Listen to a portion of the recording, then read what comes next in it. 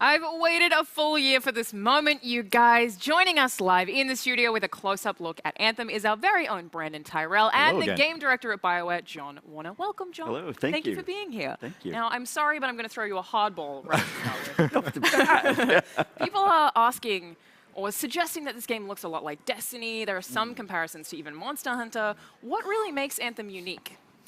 So, you know, we've been working on Anthem for a long time now, and this is kind of an emerging genre that's been coming out.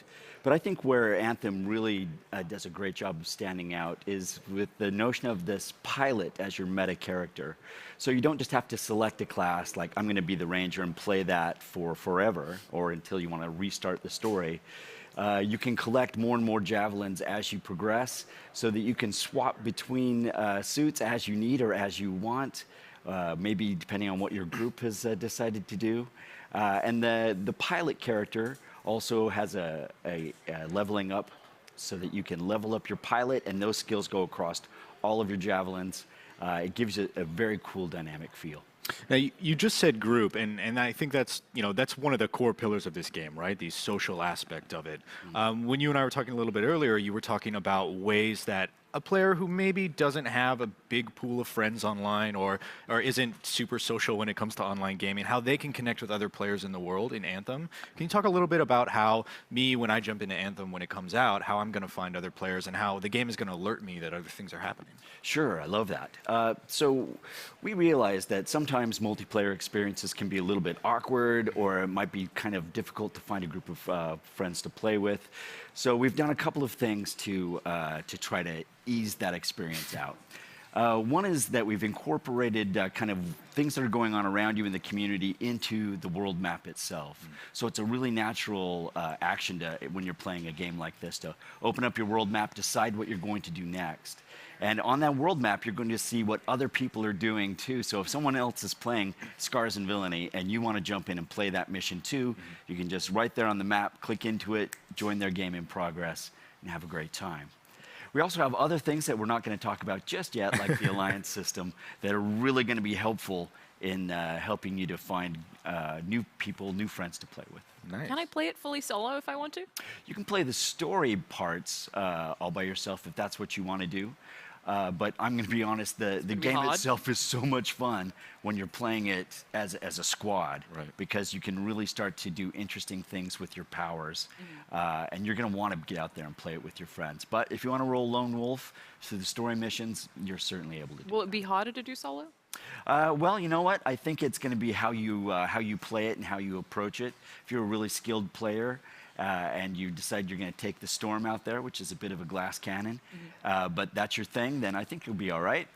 If you're a little less skilled, you need a little more help, you might want to decide to take the Colossus out, because you can, absorb some more damage that way. And again, it's really going to depend on how you like to play, your style, the type of suit you want to take out. Now, you said Storm, and I know you're talking about the mage archetype javelin, maybe, the vulnerable but high damage. Yeah. But I instantly thought of another Storm, the Shaper Storms that we saw.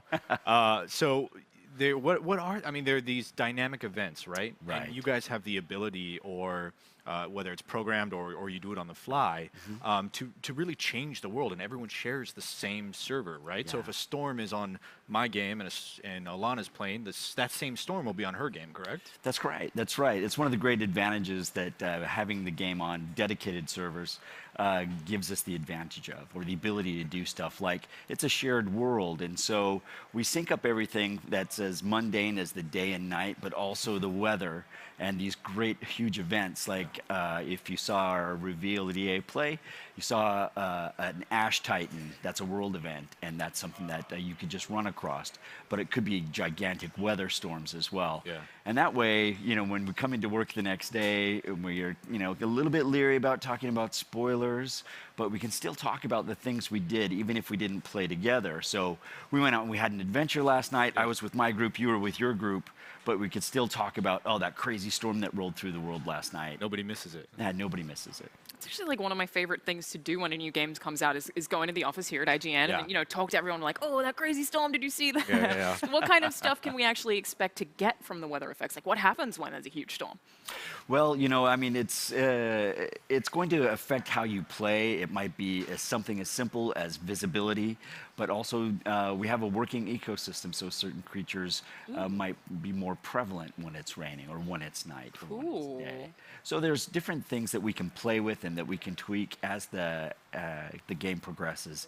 But it should always make it engaging and interesting. You're not always going to go to the same corner of the world and find the same 4 enemies there waiting for you like they always do. But interesting, fresh, and dynamic. Now, you were talking about creatures, and the audience at home just saw the giant vertical drop of the spider that then quickly ate the camera. So that scenario, that whole area, it looked instanced, correct? Like, I know you have different tiers of events in the game, and I know you're not talking about all of it right now, but what can you tell us, sort of the activities players will be able to, like, let's talk about dungeons, or, are there raids or endgame content, or what kind of activities are we going to see in Anthem? Okay. Yeah, a variety of things to do is really important, as we know, as you're, playing a game and engaging in it over a long period of time. Going out and doing story missions is certainly one thing as you go through the critical path of our story. Right. But then there's also side missions. You can go out into the open world and just explore and kind of push back the fog of war on the map and find out what's out there. I love doing that. I'm an explorer. Yeah, absolutely. Right? I want to see like everything on the entire map. I know, me too. And when I was playing, I found just like freewheeling through canyons and down crevasses, and it does look like the map really loops in on itself like a lot too. Like, yeah, it does. And one of the really interesting, fun parts about it is just a lot of fun to go out and fly.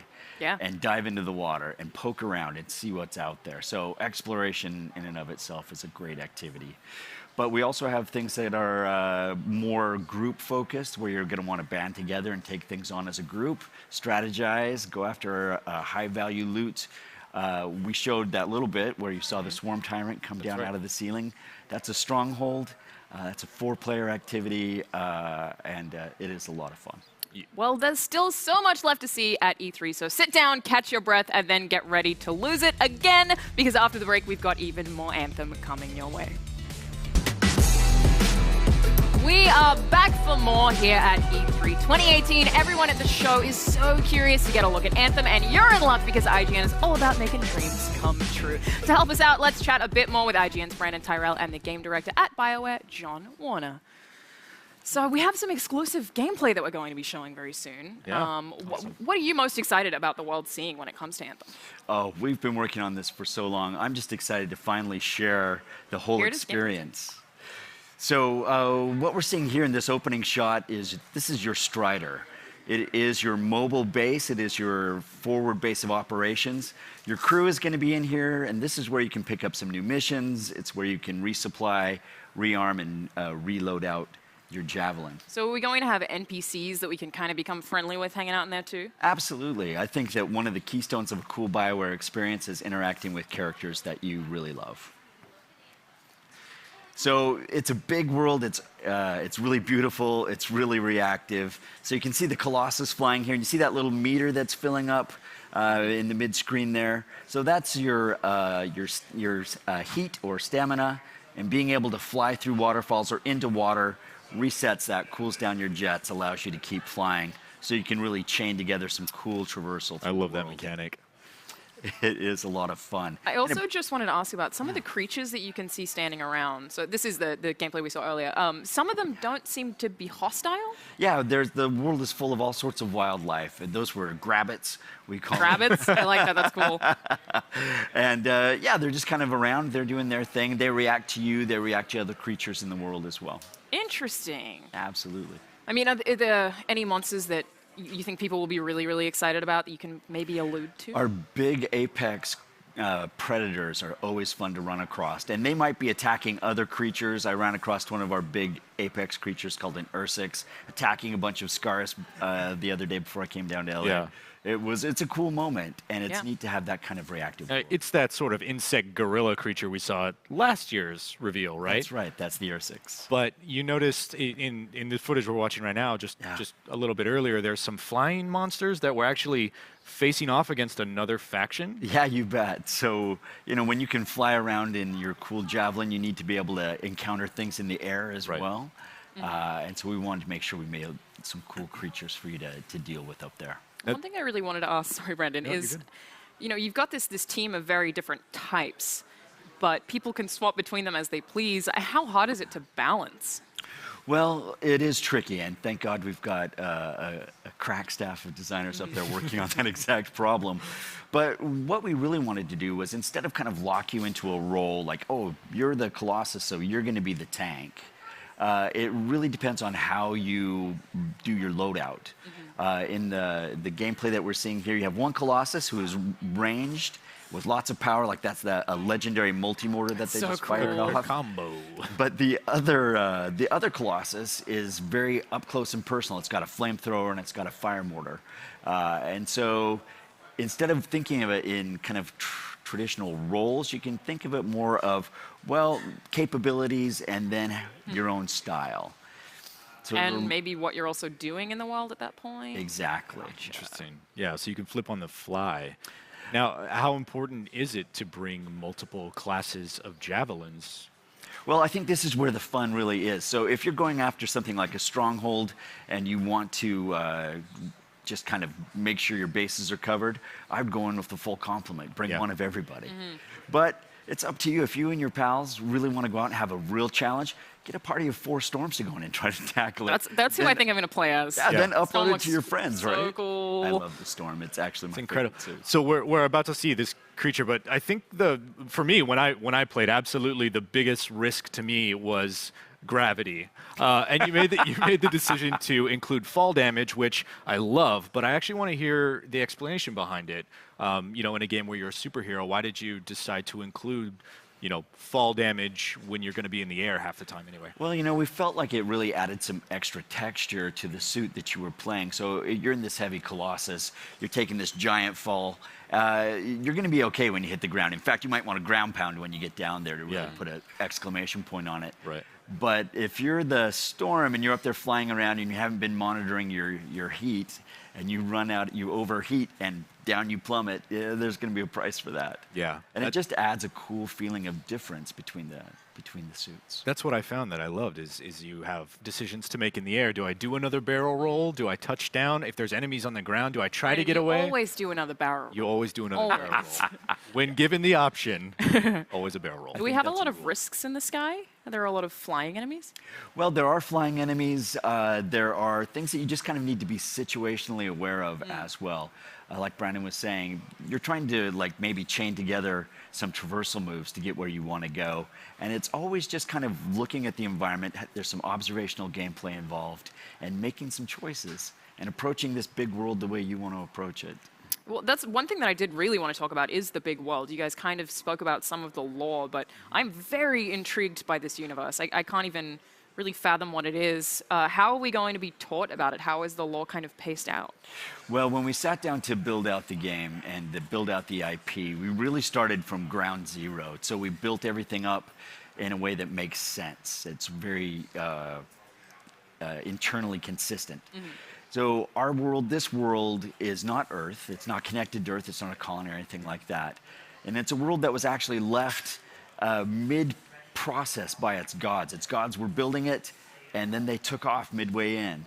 And so it left these big machines that are the Shaper ruins that were just kind of there. And it forms all sorts of crazy challenges and dangers because you don't know what they're going to do, and they're unpredictable. And that's why this whole world hasn't been paved over. It's not a world of mass production.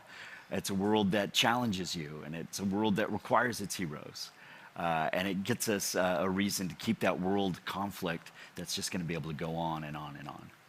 Now, the main antagonist in the game, you touched on a little bit excuse me, during the presentation was called the Dominion. Yes. Now, without giving too much away, what can you tell us about them? The Dominion is actually an ancient enemy of the freelancers. Without getting into too many details, there was an organization called the Legion of Dawn. They were the first ones to use javelin armor. They're a legendary group of heroes. That group splintered off. One of the splinter groups of that is the freelancers, or are the freelancers. And the Dominion has a very different philosophy about what they want to do. They want to harness the power of the Anthem to use for kind of destruction and rule. And so that puts them into natural conflict with our group. Sounds exciting. And it is a BioWare game, so I have to ask, are we going to get relationships? Well, so relationships. Yeah, you know, it's a company of heroes. It's a company of friends. We're not going to delve into romances the way that Mass Effect and Dragon Age franchises have. We're keeping that relationship more on the deep kind of friendship and cool camaraderie. Still a lot of fun. Absolutely. During the reveal at EA Play, just a quick line that just flew by was there are no loot boxes. There's no paying for power in the game. That's right. Thank you. Your decision, but first of all, thanks. Your decision behind that. Well, you know, honestly, we've been thinking about Anthem for a long time, and we love games. And this was how we wanted to present it. We want you to, when you buy Anthem, that you feel like you're really getting your money's worth out of it, and that you're not going to be surprised by, you know, loot boxes or you know, things that you don't want to buy. So, you know, no buying power. Nothing like that. It's just we're going to offer some customization and vanity items that are optional, that may be cool. And that way we can just keep adding to it, right? and just continue that down the road so that even if we're playing the same Javelin suit, if you're in a Ranger and I'm in a Ranger, or we're Storms, my Storm is going to look completely different from yours. And that's cool. One thing that I know that you may not be able to answer explicitly, but what is the long-term plan for Anthem? Is this a game that you're planning to support for the next 10 years to come? This is a game that we want people to play for a long time. Okay. And we absolutely have plans that we're going to be talking about further down the road, but you know, we look at Anthem as a long-term investment. That's very good to hear. Great. That's excellent. I mean, you know, judging by what people have seen, the breadth of the world around them, I think what is easily lost in that is just sort of how entwined on itself the world is. Yeah. Noticing that there are caves and caverns down there, and then below that there's maybe an underground river or something. Can you speak to sort of the level design about, you know, how insular and how, you know, knotted up it is? Yeah, you know, you really start to think about the world in a different way as you're building it when you have all of that verticality. Yeah. You know, now it's not just, you know, how much of that playing field can you cover in a like kind of straight line way, but with all the up and all the down, all the opportunities that you have to dive down into chasms, to go up to peaks. You know, get a good look around, see what's happening, and then dive down into water and explore mysterious caverns. That's one thing that really surprised me is, you know, I would fly up, get to a plateau, and I'd look up, and there's still another peak up there, or there's another forest up there, so you go to that one. And then, you know, on top of that, the trees in that forest are all shaped very platform-like, giving you an opportunity to sort of bounce around. I want to play it so bad. So it's a third-person action RPG platformer with verticality and traversal. Multiplayer. And I am so super on board. Yeah, thank you so much for joining us, John. We're very excited to play. How can people play it right now? Right now, people can go up and get a good look at it at EA Play. We have the Anthem Theater up there where you can see the full demo. We just teased a little bit of it in the live play. And then, of course, we release on Xbox One, PlayStation 4, and PC on February 22nd. So exciting. So soon. Thank you so much for joining us. Thank you.